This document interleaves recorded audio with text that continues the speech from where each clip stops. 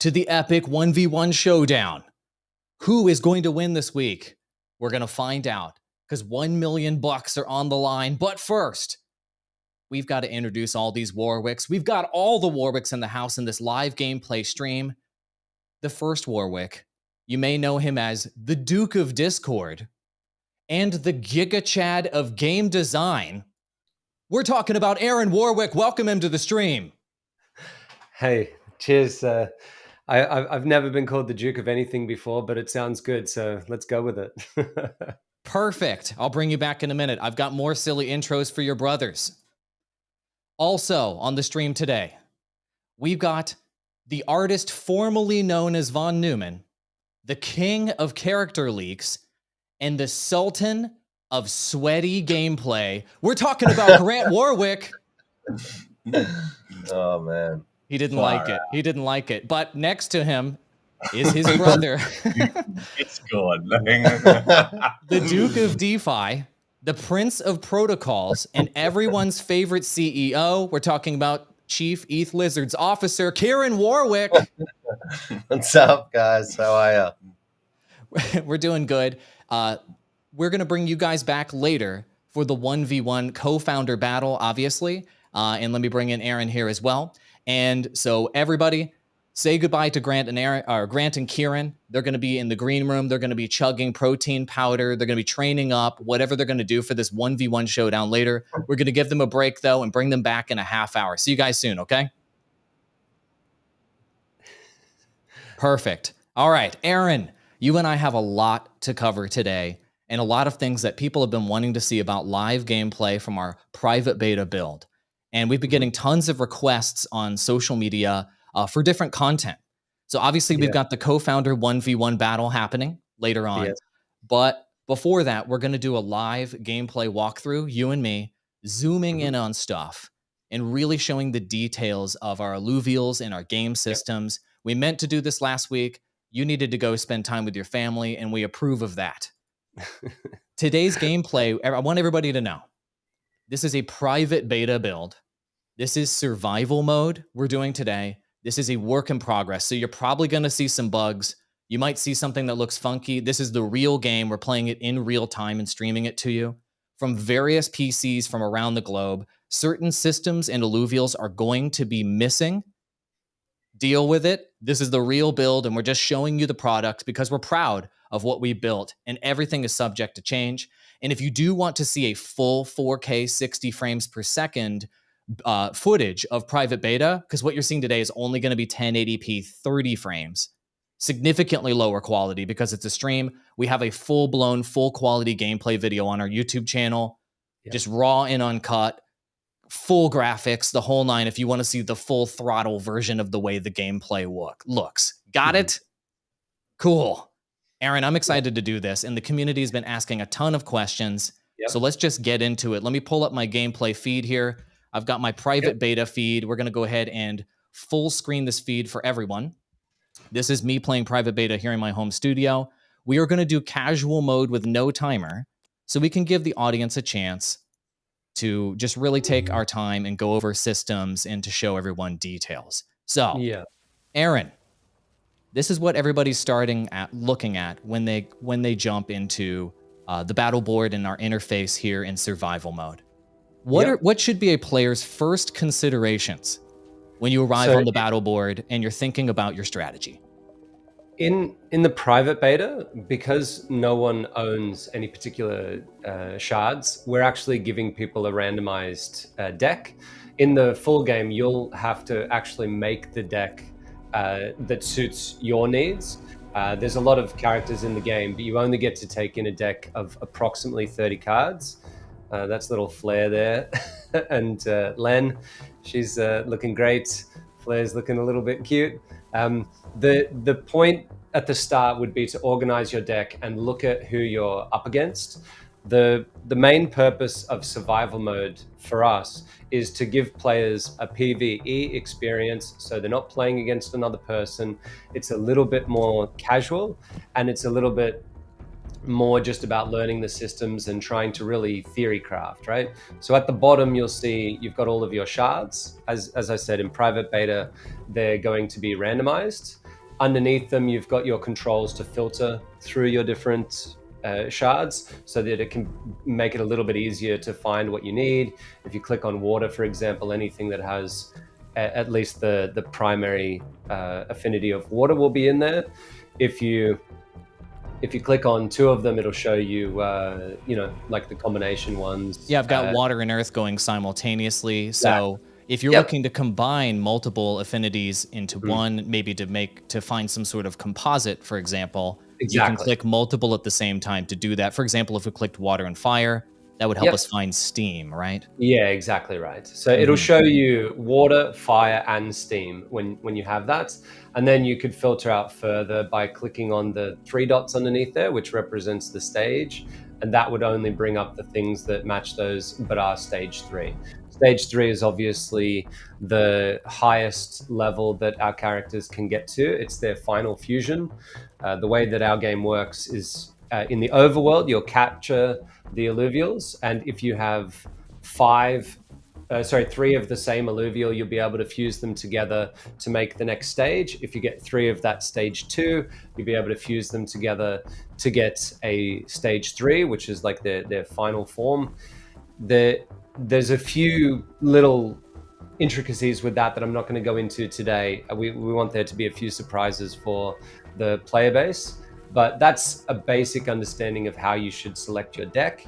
And just remember, when you go into survival mode, once we're out of the beta, the point is that you'll have to create your own deck, and it'll have your own flair to it. So you might choose a deck that's very much water based or very much Scion based. It's totally up to you. That's little Scarabug there, absolute cutie. The point of all of these different characters, though, is we have 2 ways that you can try to win the battle. The first way is through our synergy system, which you'll see on the top left. At the moment, you'll see that you've got Earth, Water, Bulwark, and Fighter. That's coming from your Ranger and from the alluvials that you have on the board. In this case, you've got Arlen being Water and Fighter, and you've got an Earth Bulwark character in Scarabog. So the point of the synergy system is to give the player a way to build something that combines together to make a very powerful team. It doesn't rely on your opponent. It doesn't rely on anything to do with the other side of the board. It's literally just you play the way that you want to play. If you love the idea of playing super high spiking damage, getting to the back line, then you should go rogue, like what you've got right here. If you want to make the battles last longer, you might throw in a bunch of bulwarks. They tend to tank more damage. And there's just a whole bunch of different strategies that you can do. Once you can sort those classes down here in the bottom right, everybody. Exactly. So I just clicked Bulwark, and that's how you're getting all those tanky character options. Yep. And then you can select those really easily, because when you're doing competitive, you are on a timer. You don't just get to sit here and explore like we are now, and then you can bring out a big tank. Exactly. Yeah. When you play the way that we've set up the survival mode, at the moment it's just a way for us to test out the combat engine, but it will build out into a much fuller experience over time. There will be ranked survival mode. There will be 1v1 survival mode where you're up against another person. If anyone has played any of those PvP tower defense games, or even things like competitive Tetris, the general idea with that is that how well you do in a particular round will impact what your opponent gets, and vice versa. But this is a fair way down the road.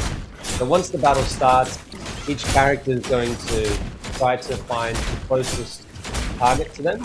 We call that focusing, and they will begin doing their attacks. Their attacks are a series of 6 different animations that get looped over and over with they're actually the same as any other ability that we have in the game, but usually They just do a small amount of damage. Sometimes they have an effect with them. Depending on your synergies, it could be that you have an empowered attack. It could be that your attack does things like stunning your opponents, poisoning them, burning them, etc., etc. One of the things that we have fixed up in the last few days is now the characters will refocus a lot quicker, and they'll be a little bit more intelligent with it. So if there's something a little bit more close by, they will try to get in there and switch targets a little bit. Another thing that they can do is, if their focus is untargetable for a small period of time, they'll actually calculate how long it will be untargetable for, and it will make a decision on how long it's going to take to get to its nearest focus that it could go to, or whether or not it should sit by and stay there and wait for that other character to become targetable again. And that gives us a little bit of an advantage over some of the other games out there, that you won't get this what we call focus pinging, where a character will be sort of like wanting to go one way and then switch and go another way and then switch and go back and never really end up doing anything. Malura on the left there is just an absolute beast, I love that character so much. I remember when we originally were looking at the Star-Nosed Mole as a character to choose and thinking, geez, it looks like so ugly, but the designers, the artists have come up with something just absolutely beautiful. It's a really, really nice design. So I'm just picking random stuff and showing random things right now. And if there was anything in particular, any particular Illuvial you'd like me to highlight, I know you mentioned Steam earlier. Let me know if you'd like me to highlight anything specifically. Otherwise, I'm just going to pull out random Illuvials here and show them off. Well, what you're seeing there is the elk line. That's Adorito. And the general idea with our characters is we want them to look as unique as possible, except inside of the same line. They should keep the same sort of feel to them. This line is supposed to be majestic and powerful. It's actually a healer that does a heal that covers all of your allies. It can be super powerful, but it's also a bit slow. And when things are slow, there's a chance for it to be a very swingy battle. If you get off a really amazing heal, it'll change everything. But if they get killed just before they get that heal off, it can really mean the end of your round. If you zoom in a little bit closer, you'll see, I believe you've got on the groom system at the moment. I do, yeah. It's running pretty well, right? If you have like 8 or 9 characters on there with groom, it can start to be a little bit tricky, but you can see they're all individual hair strands. Yeah, I mean, the hair looks pretty good. When you get really close, it starts to look a little funny with the shadows. But as you can see, when you're getting this close, it looks pretty nuts. I mean, I'm running this at a solid 60 frames right now and streaming it in 2K on max graphics on a RTX 3080. So I know the game's not fully optimized, but it's good enough if you have a high-end graphics card to turn this feature on. Yeah, it's unbelievable what the art team has been able to pull off. We have some groom artists that have come from huge billion-dollar-plus movie studios, and they brought that into it and managed to make it performance. But for people who are on lower-end PCs, we have a hair card system which looks quite close, and it runs a lot more performance, and that will be what we end up using for our mobile build. So you'll be able to get, if you've got a decent mobile phone, you'll still be able to get a sense of the hair. But yeah, let's look a little bit deeper into the synergy system. Could you bring out Dualif, the one on the right? Your chart deck? You might need to refund something to get it out there. Got it. Here's Dualif. And so before you choose any Illuvial, I'm going to do like a little zoom in here. You can see it's going to highlight their Omega ability. Mm-hmm. And so in this case, it's firing a beam of steam, and it gives you the details about the damage that's involved. And you can also zoom in and see individual stats. Obviously, everything here is subject to change. To all the fan sites, they're going to screenshot this. But this is where you can, at a glance, get some deeper details on each Illuvial that you couldn't just get looking at the, let's say, synergy menus. I'll go ahead and deploy I'll deploy this Illuvial for you. And why do you want to highlight this one today? Before you deploy it, That's right. I think you can remove it and bring it back in. But, I'm out of removes. Oh, yeah. For this round. I can fight No. though and remove it if you want. No, it's totally okay. Up on the top left, you'll see in your synergy panel, when you hover over an alluvial, it will actually highlight how it's going to change. So it'll show you exactly. So the purpose of this system is we wanted to make it complex enough that in 5-10 years time, people are still finding new strategies and learning and improving. But at the same time, we wanted it to be something that was easy enough to pick up. So if you don't know specifically what a particular character does, you don't need to hop off to a fan site or anything. You can just hover over it and it will show you how it will affect your synergy panel. In this case, Dualif is a character that is steam, which means that its primary affinities are water and fire. And the other thing that we've tried to do with this as much as possible is to make it as understandable and easy to get people to be able to just think about the primary affinity and class and have that sort of spill over into the composite. So in this particular case, water is all about giving you energy. Energy is what charges up throughout the battle and allows you to do your Omega abilities. So water characters tend to be able to get off their Omega more often than other affinities. Fire is about damage, specifically energy damage. Those characters tend to have splashes of energy damage. They tend to do, lots. They're really focused on hurting the enemy. When you put those two together, steam itself is quite a different sort of a beast. And when we were designing it, we didn't want it to just be you add the fire, you add the water, and you just get both of them. So what we decided is that there would be a composite affinity synergy. So in this case, the way that it works is that the steam character will engulf itself in steam every 15 seconds plus a battle starts. And when it does that, it lasts for 5 seconds, but it gives you extra energy regeneration and it gives you extra fire damage. Okay. But because we wanted the characters to feel unique, if your team is composed mainly of water illuvials, you'll get a very high energy regen and you won't get much extra damage, right? So effectively, it'll be a watery type of a steam character. If you had a lot of fire alluvials on your team, then it would get massive amounts of damage during that period, but it wouldn't get all that energy regeneration at the same time. So it'd be like a more fiery type of steam. And that gives people a lot of options to build out really, really complex things, but without needing to think too deeply about it. If you want to try and go into a new sort of deck, you've just got a new character, you don't need to study up on it for a long time. You can know, hey, it's steam. It's going to do something that's similar to water and fire put together. And that can allow you to help build the team that you want to do. And that's what the synergy system is all about. It's about allowing people the creativity to build up very, very cool teams. There's no randomness to it. You bring in your deck. If you want to build that humongously powerful fire team or scion team, go for it. The only issue is that we have another system in the game which is running orthogonal to that, which is our hyper system. And that one is fully about focusing on your enemy, where the synergy system is about making sure that your team is as powerful as they can be together. The hyper system is about making sure that your enemy can be as weak as possible and your characters can be as strong as possible. The way that it works is we have a sort of a rock, paper, scissors type system. It's a little bit more complex because we have 5 primary affinities, but effectively the way that it works is each affinity has something that it's very strong against, something that it's pretty strong against, something that it's pretty weak against, and something that is very weak against.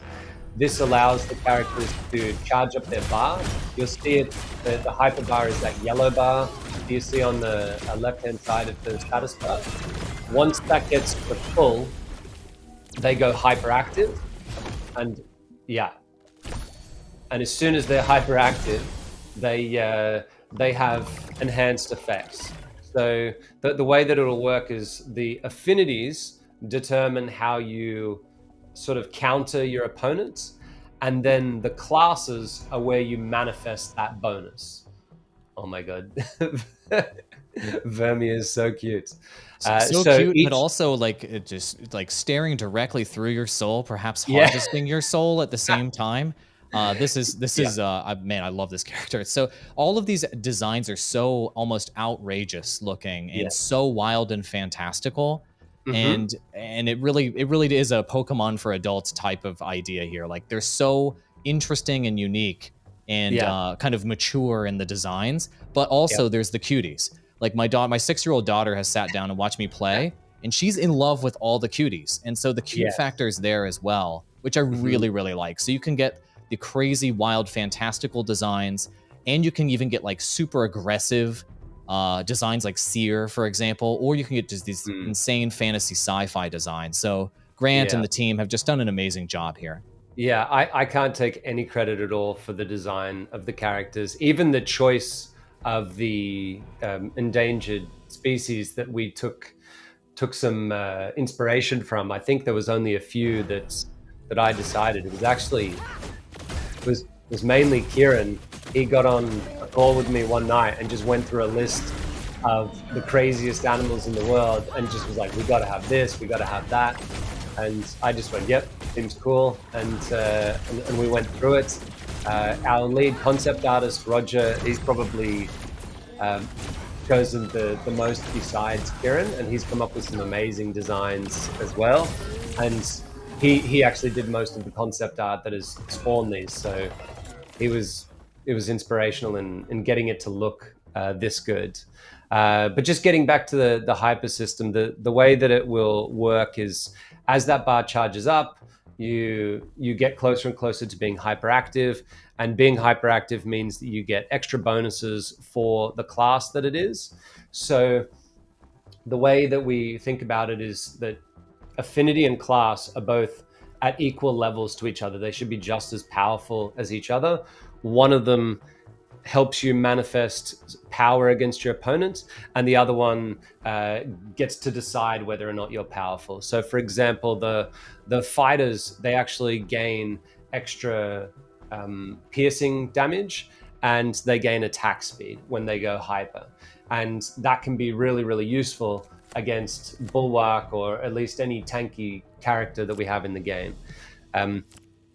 Those two systems, Synergy and Hyper, work together to make a really compelling product that has a lot of depth to it.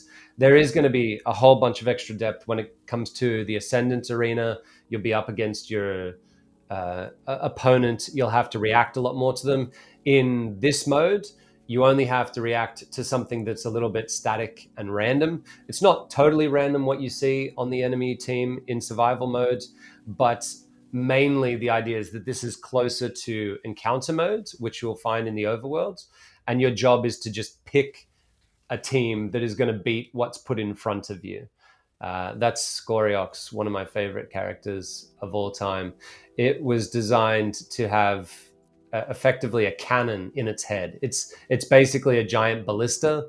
If you look in the back of its skull, there's actually a little hole where the fire comes through, like right there. Oh my gosh, I never noticed that detail. I've played him so much. That's wild. Yeah, so the idea is that it manifests magma all the way throughout its body and then shoots it out its mouth, but it needs an exhaust port. So it's basically, if anyone remembers the game Total Annihilation, I designed this one to be like a Big Bertha, which is just this giant cannon that can shoot long range and destroy things. If you get in behind the enemy lines, you want to get this thing out of battle straight away, because otherwise it will wreck you. And what you would use to get rid of something like that would be to maybe pick a rogue, which is going to jump onto the back line of enemies. Exactly. So, for example, on the enemy team, Ramfy will be able to do that. Jump on our back lines and maybe wreck us in this game. So let's just show that in action here. So keep an eye on Ramfy and watch how Ramfy is going to come into our back lines and start flanking. And Aaron, I know I promised you I would tell you when we're at 30 after the hour. We're there. Yep. I know we just wanted to go a little bit in depth today in terms of these systems and just show a little bit more. And obviously, there's a lot more room for future streams for you to go into further details into everything that has gone into Autobattler. So really appreciate you spending your time here. Is there any other critical items that you wanted to share with everyone in this stream? Otherwise, obviously, we have plenty more Illuvium Insiders in the future.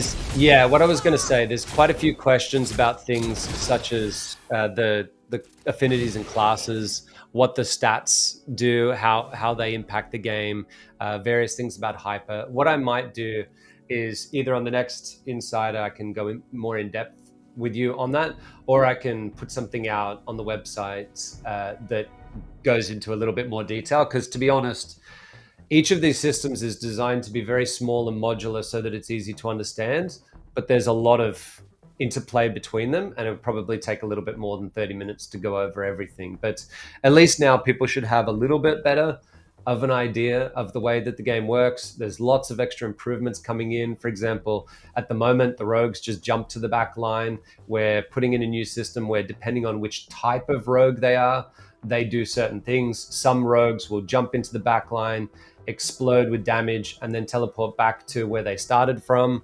So there's lots of interplay that we've got to build in between these systems, and I appreciate the time that you've given me to come on and help people to understand.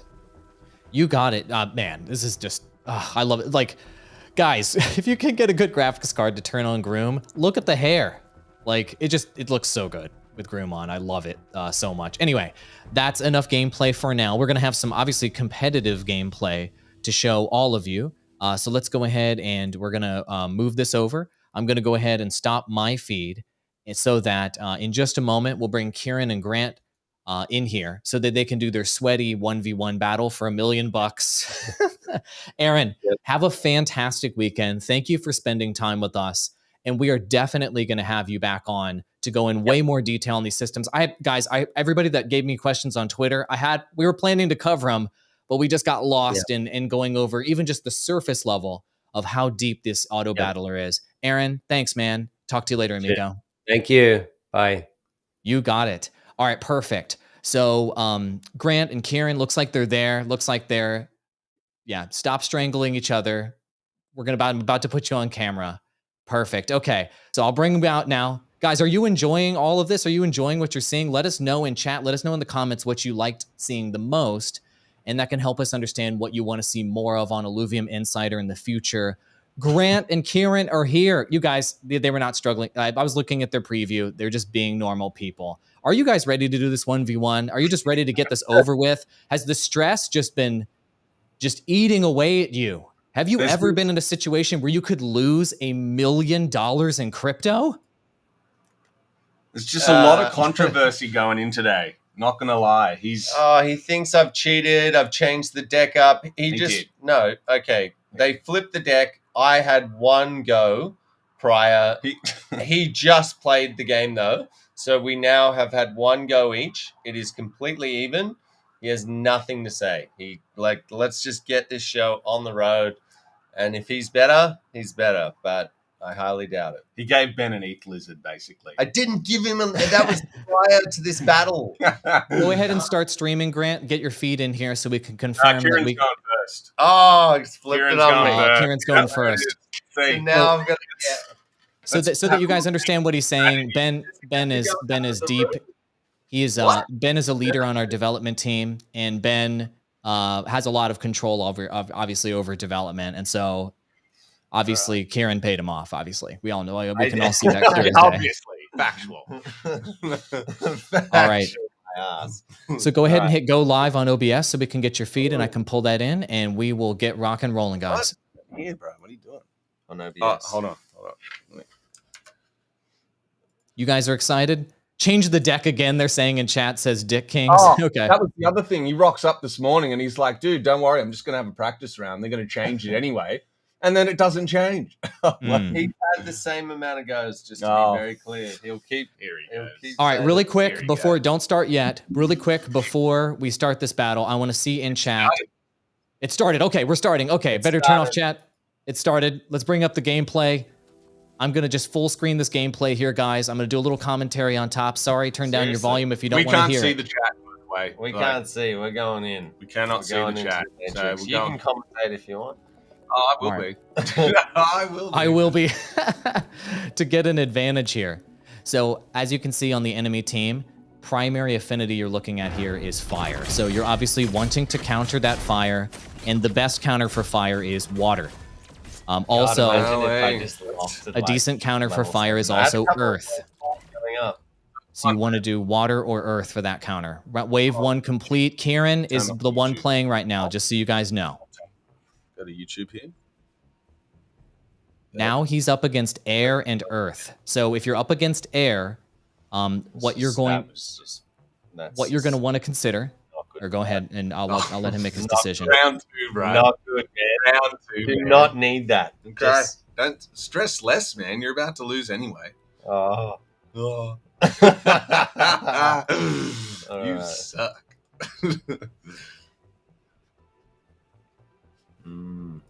He's making his considerations. Air and earth, the counters there are going to be fire and nature. And so as you can see, he's got fire over there on his primaries. If you look on the left-hand side, that left-hand panel, those are some of the considerations. And you see steam. That's what we were talking about earlier with Aaron, a combination of water and fire coming together to make a composite synergy. We're in wave 3 now, ladies and gentlemen. Lizard vibes for Kieran in chat. I need those lizard vibes. May the lizard be with you guys. See for us.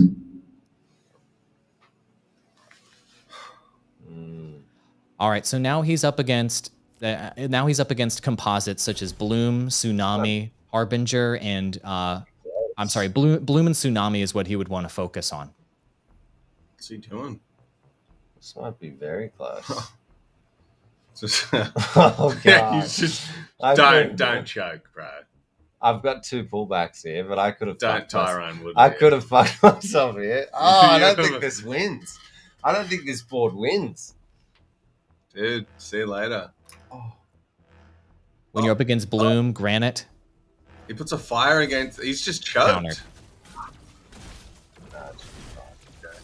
So when you're getting started playing Illuvium, one thing you're going to want to look at initially, you want to look at If you can countering. see, I just out over nothing. Can you back off as well? Dude, oh, take a deep breath. I love it. Dude, this commentary is so good. You're going to want to look at countering the primary affinities first as you're learning the game, because those are more simple. And then over time, once you get comfortable with the primary synergy counters, then you're going to want to move to composite counters, which are more complicated and are more extreme. He loves that dual elf buff that was given. Loves it. Living on it.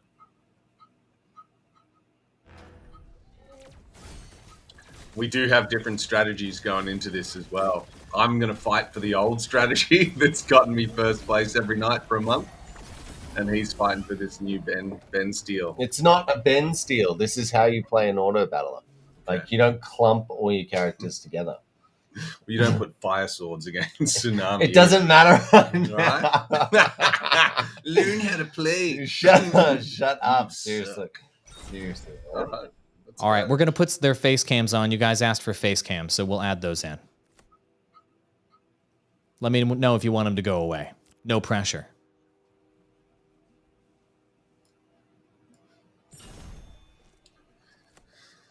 So in chat, you're saying no armaments, ? There is Fire Sword there. So Fire Sword is not default armament to my knowledge. Normally, I think it's Water Gun, I think. So did you manually select Fire Sword? Yeah. And so when you choose that armament, it will impact your primary synergies on the left, and it'll impact your class bonuses as well. So there's one primary synergy and one class bonus associated with each weapon you can choose in your armaments. Any round, this He could just be gets over. melted.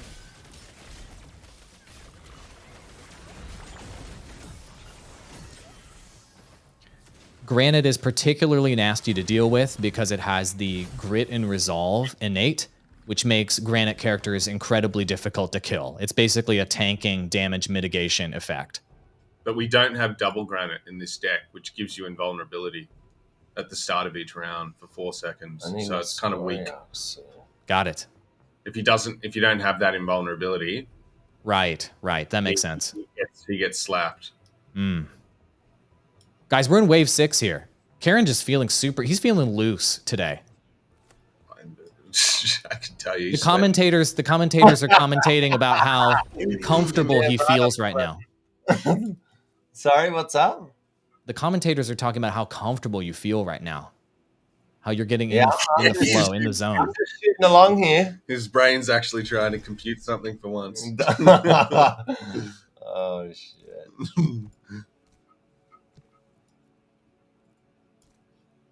So we're going after that bird. And he's got 6 Scion. He's going to take rely that. on it. He can take that. Has the meta changed overnight? Oh, here he goes. 6 Scion. That is going to be lots and lots of damage. Omega damage. Everybody's talking about Shrimp Cannon. Look at the Shrimp Cannon over on the right. That's a nickname, not the actual Illuvia character. But watch, as soon as that Omega ability hits, here we go. Shrimp Cannon. Absolute annihilation. Shrimp Cannon. How good's the snake? I originally wanted that character to have like dual miniguns, like in Predator, where he just like cocks both guns and then just starts chain gunning everything. Hey, Aaron, let me know if you want to jump back in here, man. If you're rolling out, that's cool. Just wave your hand if you want me to turn your feed back on. No feed. Got it. This is the toughie this round. Yes. It's kind of scary when every round could be the last. So you see, Kieran's considering putting out that little Atlas out there. He's a cutie, but Atlas is going to be great at least holding that Seer, that fire-looking character, at bay for a long period of time for the amount of resources you're spending there. Because he's water affinity, Seer is fire, and he's also got a shielding Omega ability, which means he can hold up against Seer for a bit and distract him. This is not good. He's absolutely terrible. How's that for marketing? Let's make the most iconic character ever. And then make him the just worst get wrecked character. by Seer. What are you talking about? He's held the line. It's Atlas. He's got his buff up. Do you know? Wow. Look, see Atlas's shield popping there, guys, on the front line. Shield. He's tanking 4 dudes at the same time. Lost. Our beautiful Atlas did exactly what he was meant to do there. Must have been his Scion powers. All right. No, he's a buller. Oh, man. Shit. Dude, back off. Seriously, I can feel it. Bye-bye. Scary. Is it just 1 game each? Yes, it is. So this is like sudden death here, guys. Just best score wins. If there's a tie, I guess we'll have to figure out what we're going to do. I mean, I guess we'll have to have a showdown or something. That would be ridiculous. But we're trying to end it 1 round and 1 round here, guys, to finish things off. And yeah, in the context leading up to this, each one of them got 2 victories, I believe. So it was 2 and 2. And so there was a tie. We ran out of time last time. And we were unable to do a tiebreaker as Grant was coming out of the locker room with a ladder and his boys were coming in with chairs, and we had to end the broadcast. Oh, he's not positioned correctly here. But it will be enough. It will be enough. Get the Blaze Knight out. So everybody see what the Atlas did for him, though? It tanked all that damage out the gate so that he could power up those Omega abilities on his back line, which pulled through. And he's got just a disgusting back line with Scoriox and the whole team back there. And notice how he's putting all of his range damage dealers in the back left corner of the battle board and just putting the Atlas up front just to tank so those damage dealers can just last long enough for those Omega abilities to go off and to pull through and just to wipe the enemy team.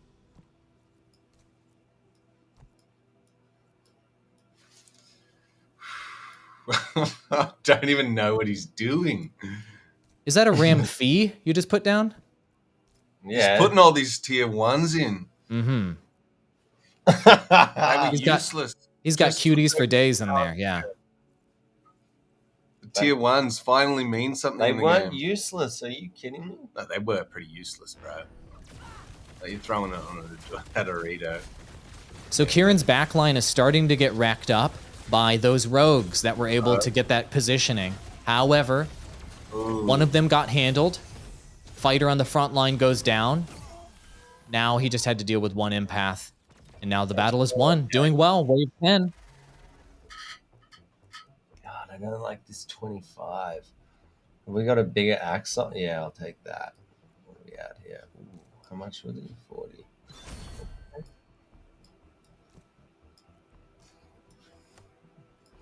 Little bit of Axon in my life. Shut up. Bunch. Seriously. Oh, you're getting smoked here, bro. Getting smoked. I just want you to know that there is no pressure, but there are 300 people watching you right now. No pressure. See, this is a bit of a doozy this round. I got enough water though, but do I change her to water? Yes. We go. So Kieran's got a lot of fire right now, and enemy team is heavy on water. So obviously you don't want to have water against fire. So he may be considering a swap out, but he's still heavy on Scion. In layman's terms, that is the guys that go pew pew in the bottom left-hand corner, which are doing all that damage for him. Now he's upgraded his front lines, so it's not Atlas. That He's was upgraded down. which it's is it Axodon that's out there right now? I need to sign out, do his shit. Oh no, oh no. Well, this one's close. It's close. I think he's gonna pull through. Ooh, that was very close though. Yeah, that was not good. Whew. We don't want to do that again. I'll leave And the. He was singing literally playing with fire. This round, look how heavy the enemy team is on fire. Look at that primary synergy panel. 5 fire primary. The hardest counter for fire is water. The second hardest counter is earth. Fire versus fire is neutral. And you do not want to have nature and air. You do not want to have nature and air against a fire composition. It was Axon. It was not Axodon. Thank you very much, guys.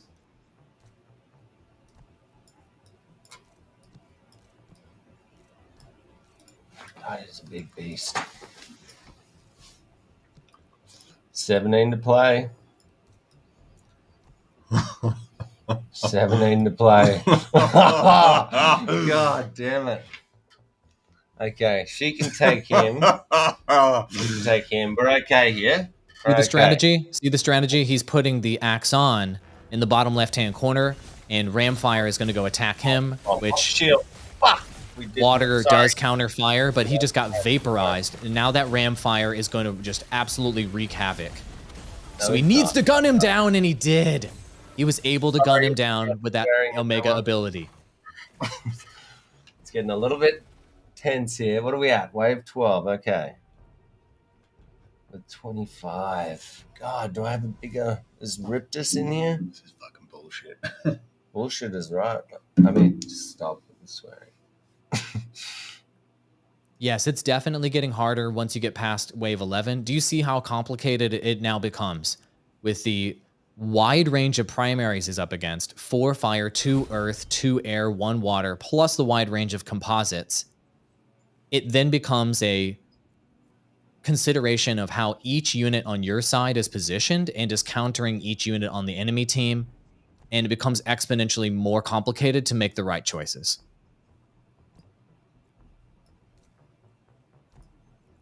In earlier rounds, you can just generally pick an affinity or composite that counters the enemy team and whatever, you're fine. But at this point, placement starts mattering a lot. Oh, is it enough here? This could be bad. Oh, my Axon, what's he doing? That's so dumb. I deserve to live this. Nah, your dual elf's too powerful. No, It's too powerful. Rip that thing up. I don't know, man. He's going to keep that seer at bay for long enough. Because he came over there late, I think it was actually kind of lucky that he went over late. I can't use my strat. It's gone. Got to adapt on the fly here. John Rossi with the double crossy.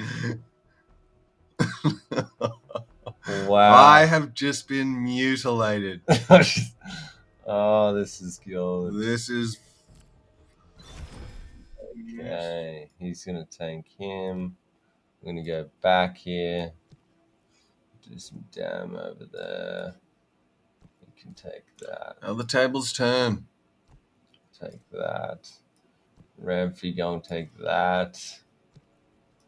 You see what he's doing? He's putting that Ramfy in the bottom right because he's a rogue. He's going to jump onto the back lines and attack the empath that's in the top right of the battle board and try to gun that down at the beginning of the battle. Otherwise, there's going to be shields and healing coming out of that empath. The placement matters when it comes to rogues, which like the Ramfy you see in the bottom right, because they boop to the other side of the battle board, teleport, if you will, at the beginning of the battle. Couldn't do it any better. And that placement determines who they attack. Is it enough? Look at her holding on the water shield. Oh, that's not good. Yeah, that was not good. I think you've lost here. Have you? Yeah. Oh, we got one more ult off. That's enough. Oh, wow. I thought you lost this for sure, but no. It looks like there's a chance he can live. A chance, not guaranteed. If he goes under, oh no. Ow! Oh, that was close. 14, you wonder, can he do it? So the enemy team rogues came in and gunned down his back line too early before those Omega abilities went off, and that's what really put Kieran in trouble. Yeah, what water do we have? Axodon's got to come out. That's just a no-brainer. Okay, what do we got here? Anything bad? Okay, she's going to take that. Just got to rip in there. Enemy team is heavy on fire and water. Obviously, fire and water counter each other. However, Earth is a decent counter for fire as well. I don't love her, to be honest. Or it. At 50. At 50, I'm thinking I might chuck in... Oh! Kellyon heeds the call. Ooh, at the buzzer. And so that nature alluvial he just put in the middle of the line there looks like a giant freaking turtle. Watch his Omega ability. He's going to drop down a point-blank area of effect heal and snare, essentially, that keeps the enemy alluvials in place. That's it. That's it. Wave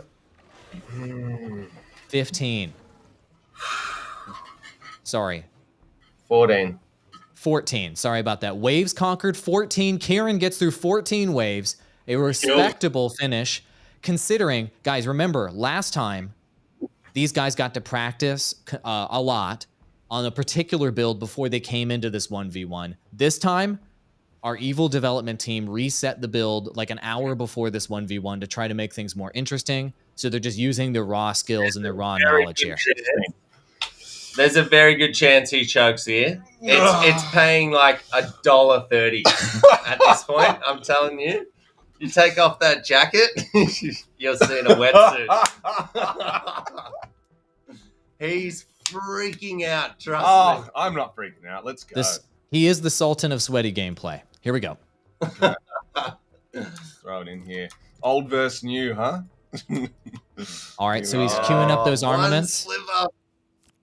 He grabbed the hybrid armor. I caught that, and I think the air...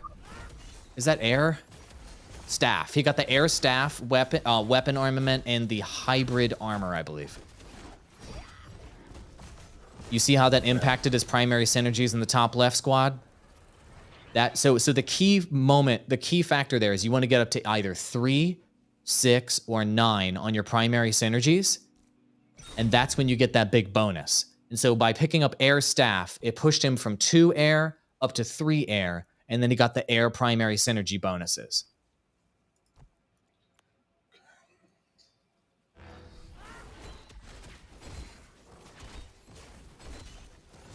"14 waves this man needs to get through."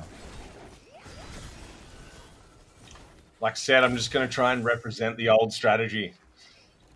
See if I can make it. It's the tank strat. But I don't have a very good deck for it, so It's gonna be interesting. Like, I could lose in this round here. Oh, the doubt. It seeps in. Wow. That's not what professional athletes tell themselves, is it? He's panicking. Gee, he's got a lot of innates going Tank on. Tank that Malura. Get him out of there. Oh no. Goes straight to the snail. He doesn't know Is how that the rogues choke? work. Is that the choke? He's just Snail got the Omega off, though, so we're good. That was bad. A round like that at round 7 could end it. Grant is psyching himself out. They're cheering for you in chat. Guys, who wants Grant to win this thing? Give this man some love in chat right now. That's Scoriox. Greatest character in the game. Scoriox is amazing. Just zoom. Look at that. That's a face only your mother could love. Snaily. All right, I love that face. Let's actually focus here. Okay, tank. Should be good. Should be good. Just so you guys know, these guys are cutting out their time on a Saturday morning. They're supposed to be going to a family event right now. They're going over there right after this, and they're doing this just for your entertainment, everybody, and for $1 million. Nice round, cleaned house that round. If I lose, I'm gonna. Oh no! Freeze? Are you there, Andrew? I am here. No. The game's just frozen. The game froze, huh?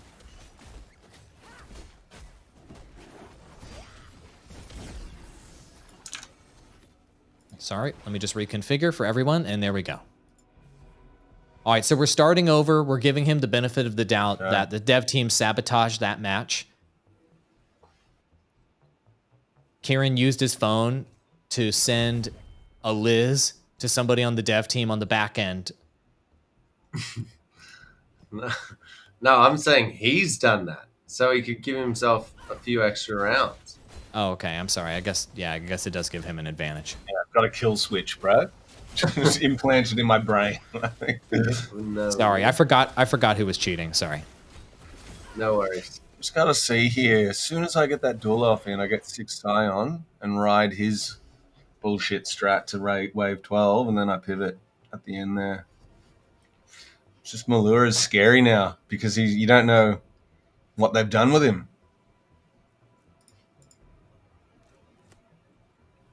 This one is an interesting round because you're up against a very dangerous nature-based, with Bloom, composite and primary synergy rogue that's going to be attacking him there on the left-hand side. And then you've got a water-based bulwark on the right-hand side that's water tanky.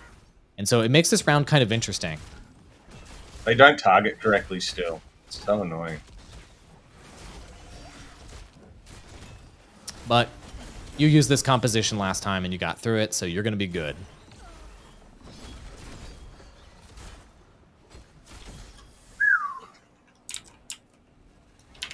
Scary shit.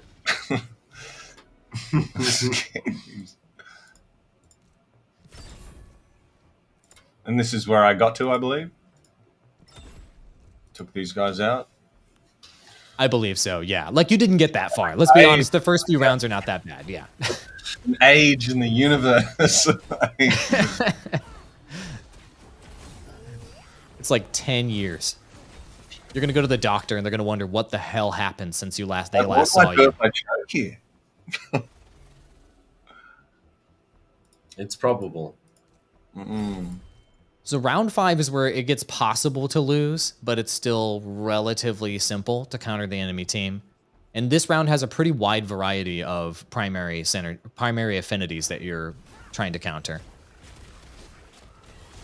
That Rampy's going to do some damage. Yep. This is all get off. Uh-oh. Ooh! That Ramfy on the back line. Y'all see that? They've just buffed them to the... Oh, he's in big trouble. There's a lot of round fire coming up. What do the gold coin icons on the top left of each card represent? So basically, you see the gold coins at the top of the UI down there and on top of each card. That is basically the total number of, I believe it's mastery points is the term, that you have available each round. And you can remove Illuvials, 2 Illuvials per round from the board and get a refund on mastery points. And then that'll add to your total pot. And then you budget your mastery points from the cards in the deck below based on whatever you want to counter on the enemy team. So that's basically like your currency, if you will, in Autobattler, where you need to budget that currency to have the best possible return on investment to counter what you're seeing on the enemy team's synergies. So when you're starting a round, your first stop with your eyeballs a lot of the time is going to be that top right-hand side, looking at enemy team synergies. Then you're going to look at their team and see where they're placed and see what specific Illuvials they are. Then you're going to go into your deck, and then you're going to make your selection. That's generally how it goes.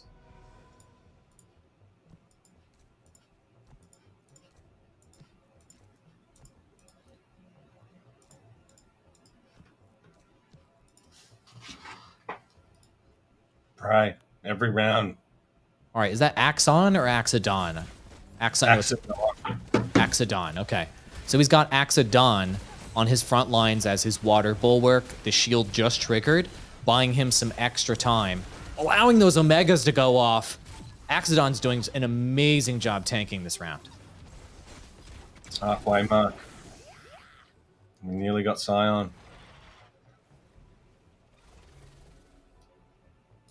Just laser him out of there. That guy scares me now. Watch his pinsies. Watch his finsies.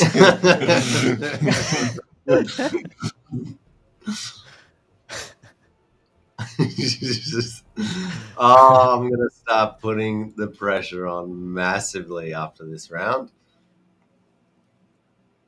Watch I don't his want it to end pinsies. quickly. There's 6.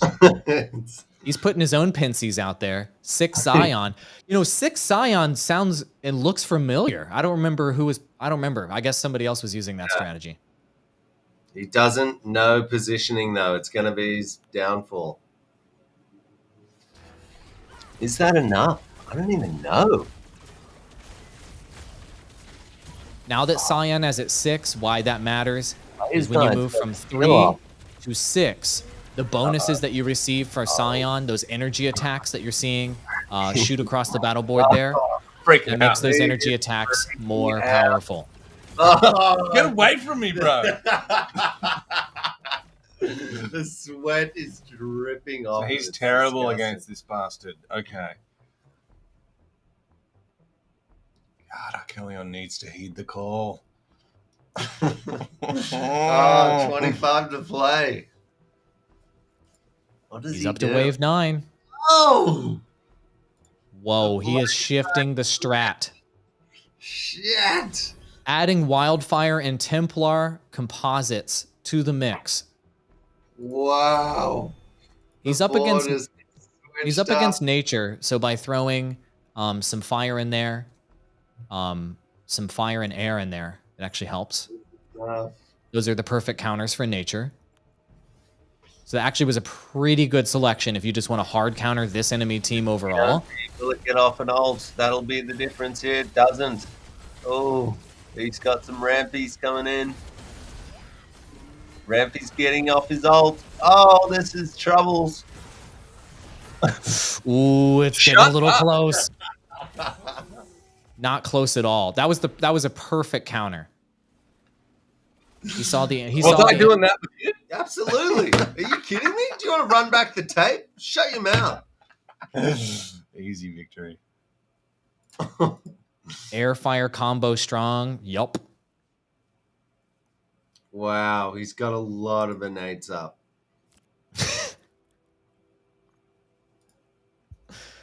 Wow. Enemy team's heavy, water, and earth. I don't know though. Not going the double composites could hurt him. What is this positioning? rogues coming in from everywhere. Shut the hell up. Oh, Tatoki. Oh no, this is it. Oh, what has he done here with 5 to play? Shit. Those rogues are going to waste. Bye-bye, Scoriox. Okay. So what Kieran is talking about is watch the rogues boop to his backline. See, there Come now on, take out Scoriox is that getting Scoriox. focused. He's But- getting wasted. Is it enough? Let's see if the heal gets off before Scoriox gets wrecked. Hold the line. Where's the heal? God, that The air heal didn't go off. He got stunned. But Scoriox pulled Yes. through because Scoriox has been wildly powerful in every build of the beta. He held the line there. How do you pronounce that one? Is it Archelion? Archelion? Kellyanne. Archelion. So the big nature turtle that he put in the middle of all of those characters, Archelion, has that area of effect heal. And so if he doesn't get stunned and that goes off, your backline gets healed massively. So that's just it's a key part of him being able to keep that backline intact.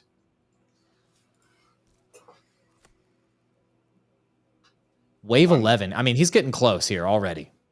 Just needs to get past wave 14. I don't know what to do. 20 seconds to go. That gives me 3 fighter. Please. Please. And 10 points. Who am I going to bait him with? Who? Uh-oh. Oh, he's got no one. Oh, Giantiopio. Please. I got to hope this 3 fighter. Oh, does he's got something here. 2 rogues on him. Is he even going Can to get the his fight- ult? Yeah. No ult. Oh, this is it. It's over. Is it it? Oh. Vampire's gone. Not even close to over. Grant is so confident right now. Get over here. 5 alluvials still standing at the end of that battle. Not even close. He was willing to sacrifice Death Snail in the bottom left-hand corner. Sacrifice him to the rogues to buy time, and it worked. Really? Look at him just curl up next to your precious little air staff. Look at him. He's People in Gandalf. chat, they're calling it the death clump. That's the new meta. Seriously, it's the Gandalf meta. I think, like, this is, I lose if he doesn't target this guy.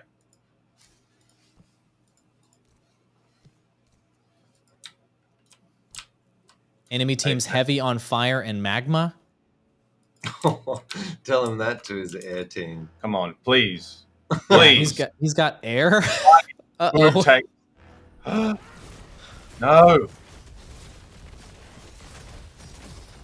Air is good, by the way. No. No. Don't. Yes. Baited. Baited. Is it enough? It's the alluvial death ball. Oh boy, this is so close. It's over. Ooh. Oh! Oh, there it is in wave 13. He is the winner! Yes! Oh, you fools! Wow. Let that one soak in. Yeah. Right Let's in. let a 14-page rebalance sink in, eh? Wow. $1 million. Guys, congratulations on an incredible battle. Wildly entertaining. Kieran is our winner after, what? 1, 2, 3, 4, 5, 6 matches. Finally, it ended. And it was so All right, close. we've It was actually, within one wave. It was within one wave. Well met, gentlemen. We've got a spanner in the works for you, Andrew. A spinner? A spanner. We've got a A couple. spanner. One of them is going to be literal spanner hitting your skull. Okay. Rebalance. While he's getting over this loss, which might not ever happen, we actually decided before the stream that we were going to give the ILV to proportionately to all of the team members that are working on Illuvium. So a little bit of a bonus, a little bit of a twist. But yeah, we think, we would not be here playing this game if it wasn't for the team. And, we can't thank them enough. So everyone on the team but Ben. Okay, because don't worry, Ben. I can give you a few eats. He already has. He already has. This match was done and dusted months ago. Wow, how many people just lost cash? You fools! Why would you bet against? You never bet against. They're betting against a change strategy. Oh, unbelievable! Wow, that's really cool. So I'm not going to speak for every core contributor, but I'll speak for myself. Thank you very much for giving your ILV to us for all of our hard work. Really appreciate that. That's really, really cool of you guys to do that. That's an awesome twist to the end of this $1 million bet between the two of you. And I'm sure the team, I'll post this stream right after this. I'm sure the team will greatly appreciate that. Like, thanks guys. That's a Chad move right there. Thank you. Didn't get Granite. Didn't get a healer. Oh my God. You were so bad then. Wave 12? What? Didn't he practice like 30 hours for this? Yeah, for a different game, bro. A previous game that existed. Jesus. Unbelievable. 14-page rebalance document. I'll leak it right now. I'll leak it. You want to see what was changed the night before? I'll leak it. It's getting leaked today. That 14-page leak document and Ben's address is going out. Oh, God. He's kidding, Ben.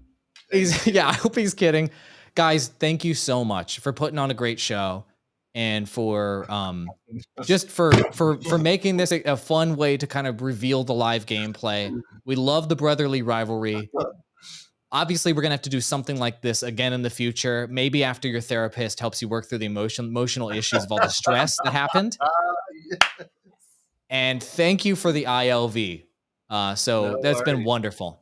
Everybody, let them know you appreciate them in chat. Guys, I know you have a family item that you need to go attend and you need to go be good family members. And thank you so much. And thank you to everyone. Adios, guys. Thank you so much. See you guys. It's okay, Grant. You did great. Thank you so much to everybody who watched this episode of Illuvium Insider number 6. We told you it would be an exciting conclusion, and it was. And wow, what a twist there at the end. And it was a fun battle. We're going to do more streams like this in the future, more live gameplay, and we're going to be dropping more like raw gameplay on social media. I know you guys have been enjoying that, and we're going to be sharing as much of this auto battler as we possibly can, because as you can see, we're proud of what the team has built, and we want to just put the product out there for you guys to see, and obviously for you to be able to play in the private beta as soon as possible. Thank you so much for watching, and we'll see you in the next episode of Illuvium Insider.